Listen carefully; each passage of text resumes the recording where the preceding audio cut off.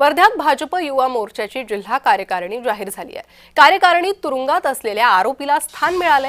तुरुंगात असलेला मयंक खंडागळे कार्यकारिणीचा सदस्य आहे।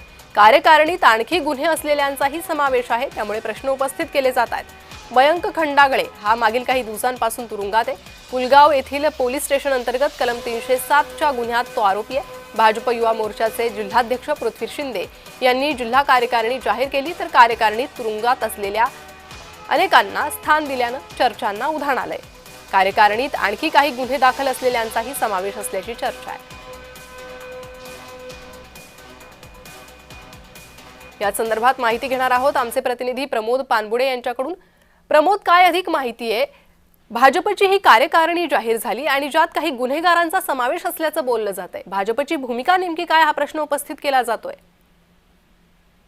नक्कीच प्रणिता, जी काही दिवसापूर्वी भाजपची जे युवा मोर्चा आहे त्यांची जिल्हा कार्यकारिणी घोषित झाली आहे आणि त्यामध्ये 307 मधला जो आरोपी आहे, जो सध्या वर्धेच्या कारागृहात आहेत, त्याचा सुद्धा जिल्हा कार्यकारिणीच्या सदस्य म्हणून त्याचा समावेश करण्यात आलेला आहे।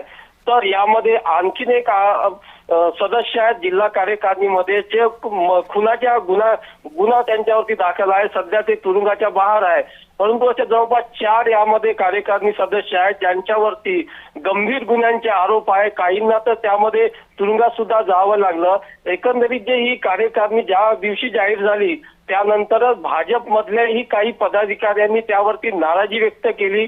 एवढंच नव्हे तर या संदर्भात आम्ही जिल्ह्याचे जे पालकमंत्री आहेत पंकज भोर त्यांच्याकडे सुद्धा बोलण्याचा प्रयत्न केला, परंतु त्यांनी यावरती भाष्य करण्यास टाळले। प्रणिता जी प्रमोद, धन्यवाद या सविस्तर माहितीसाठी।